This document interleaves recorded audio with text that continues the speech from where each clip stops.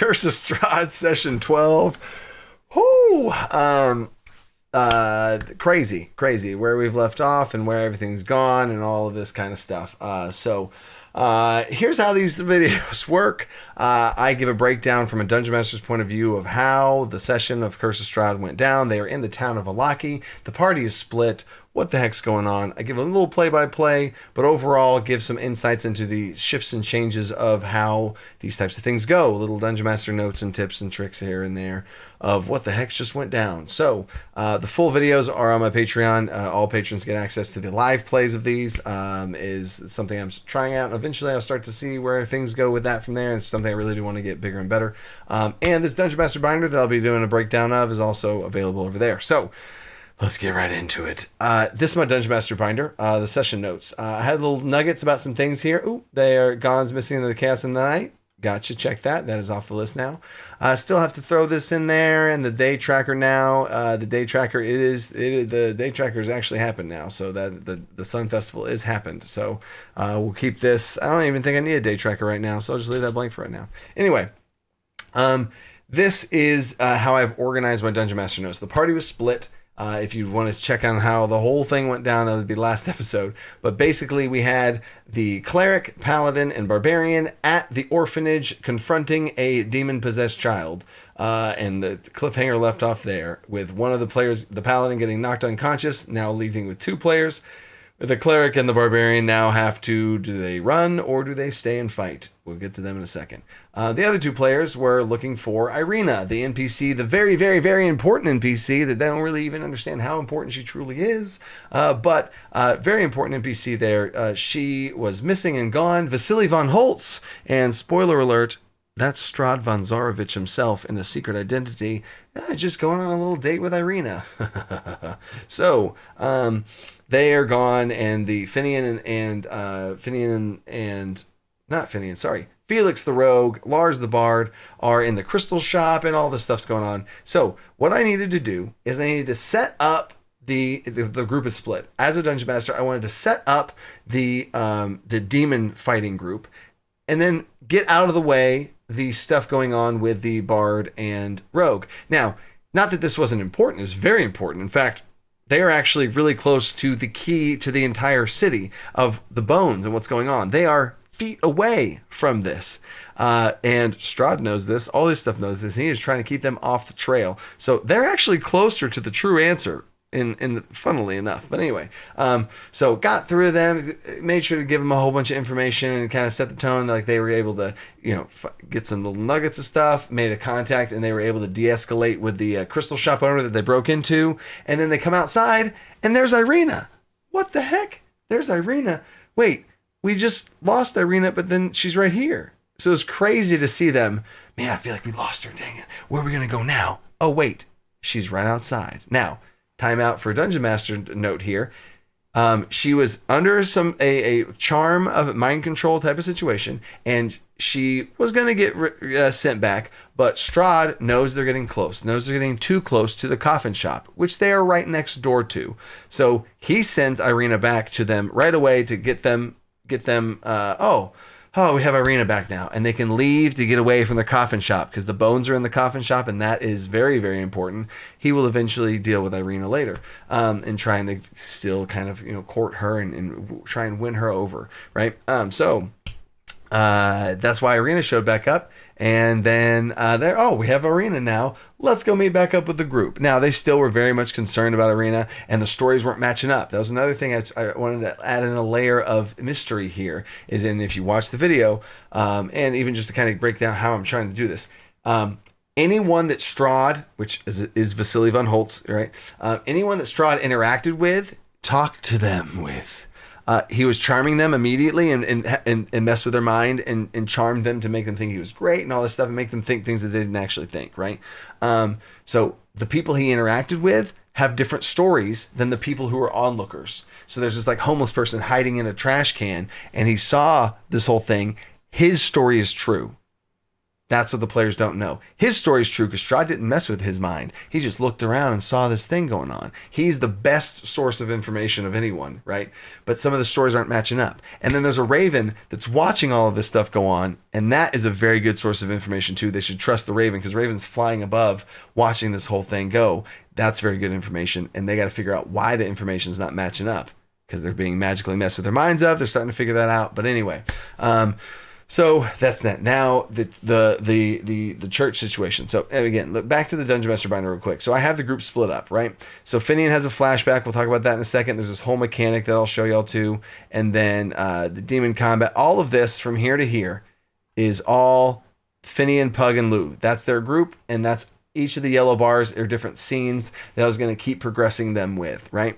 And then we have Lars and Felix, the rogue and bard. And then this is the recap, and then they have the crystal room, and they exit the crystal shop, and they see Irina, and all the stuff, right? And the groups reunited, they level up to 5, etc., right? So, and really, see, that's about all I had to do. Now, I can go to the actual full-blown Dungeon Master binder, which is in the town of Vallaki, and there's the entire town, and they go into different places. They're at the coffin shop. They also went to the Blue Water Inn, so they're going around different places here. And then I also had just another little Dungeon Master binder note. I was like, wait a second, Milovaj, where did I put Milovaj? Because technically Milovaj, the NPC, could be in the church because he's the cemetery keeper here, but Milovaj is also in the orphanage here because he resides there. I was like, you know what? I can't remember whichever one's which, so I went here to my NPC chart and I went to Milovaj. Done. And I just know that I have key NPCs, major NPCs, minor NPCs, generic NPCs, like, you know, people that guards and stuff, like that probably doesn't matter. So I knew where Milovaj was here, and I went and grabbed him, and I know all the stuff, and then they can talk to Milovaj. So anyway, before I get to any of that, the church throwdown was crazy. Basically, the cleric player reached out to me one-on-one and said Finian would not back down. She would give her life to protect these children in this orphanage, and let's go. Long story short, basically, I let Finian pour spell slots and divine interventions and her own health and life magic into the divine intervention moment. Yes, I know clerics don't get divine intervention till 4th level or till 10th level, and this is a 4th level cleric. I gave a bonus level up perk for this type of thing. And again, the DC is 100 minus your level. That's how I run it as well. So the DC is 96, right? Which is insane to try and hit. And in this moment, I thought it was a really cool mechanic tone setting thing. And I let Finian roll all those things and try and bring the DC down.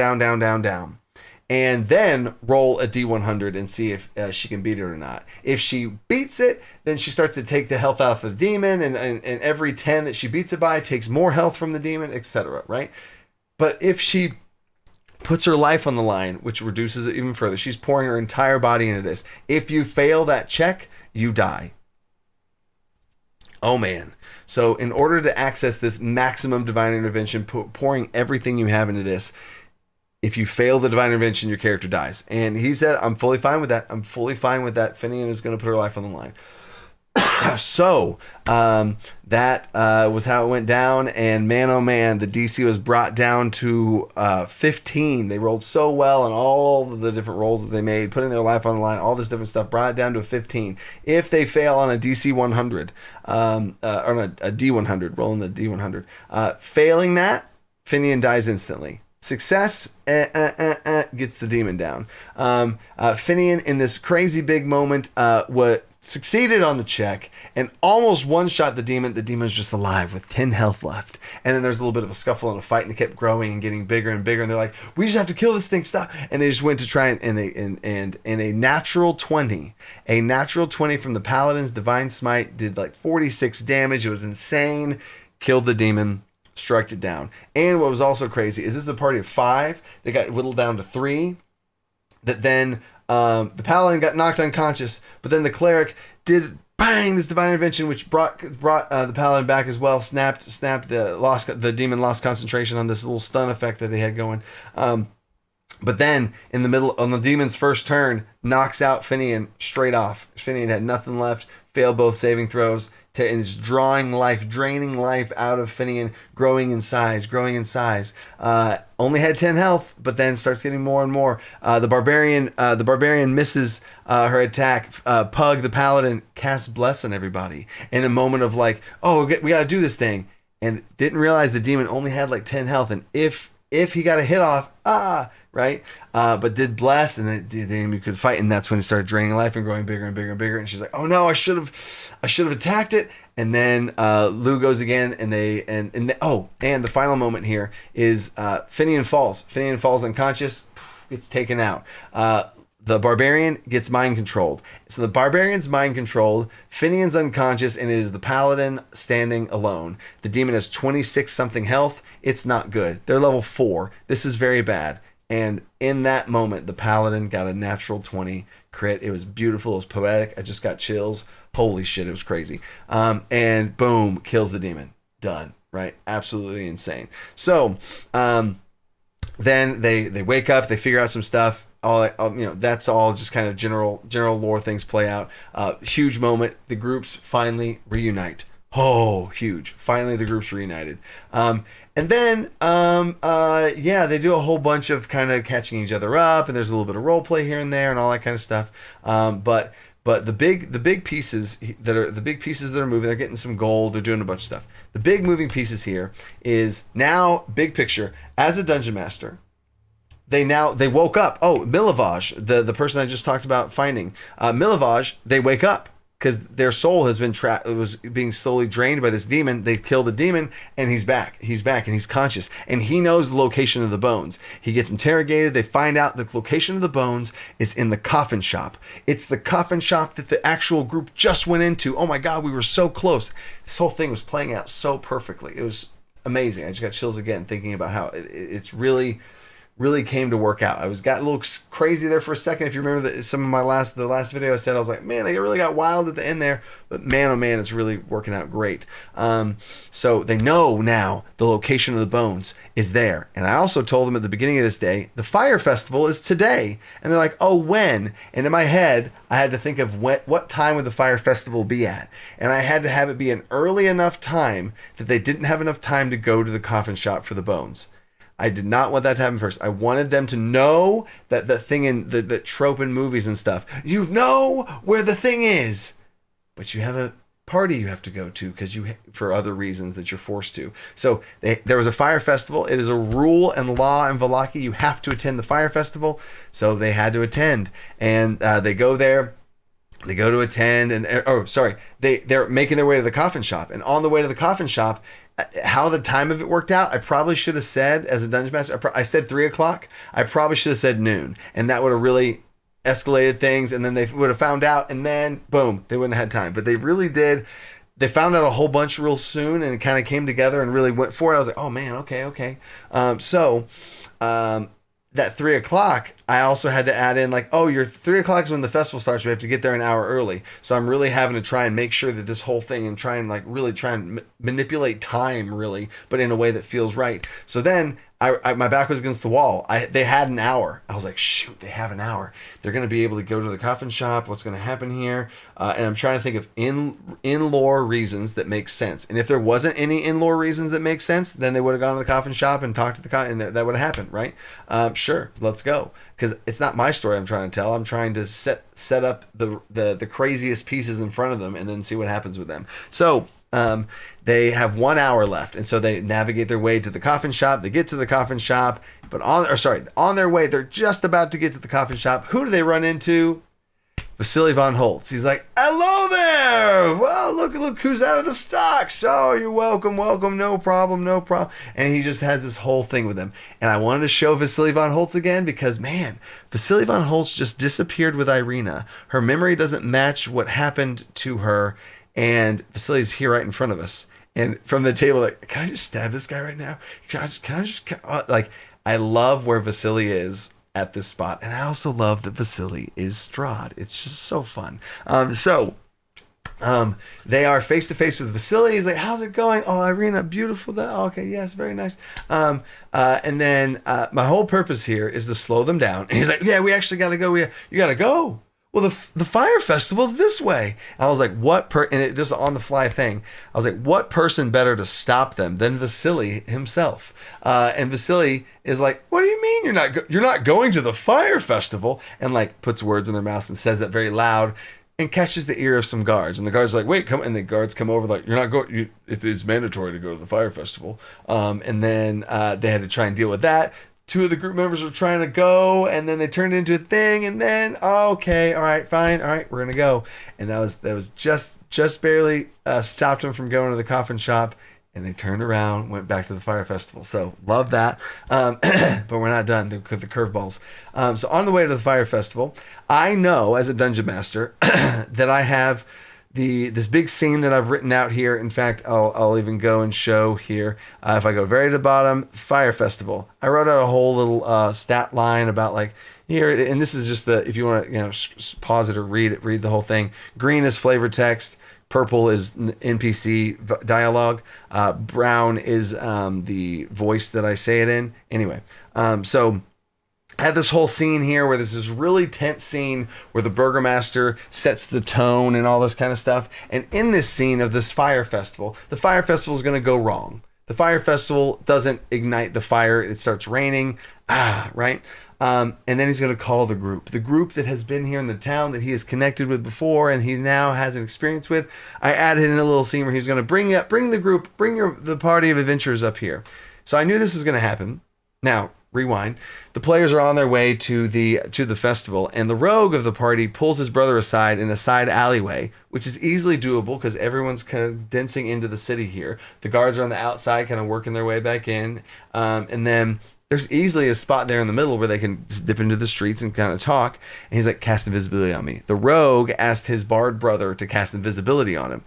And I was like, oh, dang. He doesn't know that their group's going to be called on stage. And now he's going to be found out that he's not attending the festival. Not attending the festival is illegal. And I'm going to be able to arrest Felix. Let's go. Felix is the rogue. And then I got duped, y'all. I got straight up outplayed. Oh, my God. This was a crazy player move. Next level. I went through the whole thing. They had the whole stage, and they called him up, and they're like, "Oh, there's Lars, there's Pug, come up on stage, introduce," and like it made it a whole spectacle. And then he's like, "Bring your whole group up here," and then they're like, "Uh-oh," and the whole table, including myself, was like, "Uh-oh," and looked over to the player of the rogue, and then Felix was like, "He has no idea I exist." I was like, "What do you mean?" And I thought back. And I got chills now just again. The burgomaster has no idea that Felix is there or alive or ever. He has never seen him. And if you think, and I thought back, that whenever the group had a meeting with the burgomaster, Felix wasn't there. He stayed outside and did a psychic connection into the group. I didn't really know why he did that. It just was kind of weird. And I thought he was just being, shenanigans at a distance, always kind of, I was like, why is he doing that? That's weird. And then there's another time the group's all in one spot, except for Felix. And there's another time the group goes to some sort of meeting in the public, but instead of not Felix though. And Felix has always been looking over here, going and checking on this. He's never been in a noticeable spot with any sort of people to really know him or pinpoint him or be associated in any sort of way, except for the check-in to Valaki. So that's his only side note. That's the only loophole I think that he has, is that he checked into Valaki in the same group with Irina, and that's the only loophole that possibly could rat him out. But damn, I had no idea. The burgomaster had no idea. He's never seen Felix, never whatever. I was like, oh my gosh, dude! I gave him inspiration. I was like, wow, you are a ghost, man. And he's like, that's exactly been my plan. So he is playing a rogue at a level I've never seen or heard a rogue be played at. He is a literal ghost in the town walking around. He's made connections with people as far as gold. He's infiltrated his way into a spy network and associated themselves with a spy network of the Were Ravens. And he's in cahoots with Rictavio, whose secret identity is actually the vampire hunter Van Richten. So, damn. Crazy, right? So he's invisible and the group never gets called up there, and the whole group's up there at the top. And then at the end of the fire festival, at the very end of the fire festival is the saber-tooth tiger escape situation. So the saber-tooth tiger escapes. I have a whole skill challenge set up, and that's where we ended the session on a cliffhanger of a saber-tooth tiger leaping through the festival and running through this whole situation. So that's where we left off the session. A lot of craziness going on, but whoo! We're picking up next session with a skill challenge with this crazy tiger situation going on. What a curveball. They weren't expecting me to say a saber-toothed tiger comes running through the festival. So we'll see what happens with that. We'll see what happens in the town. And stay creative. And this group is way outside the Valaki box. Peace.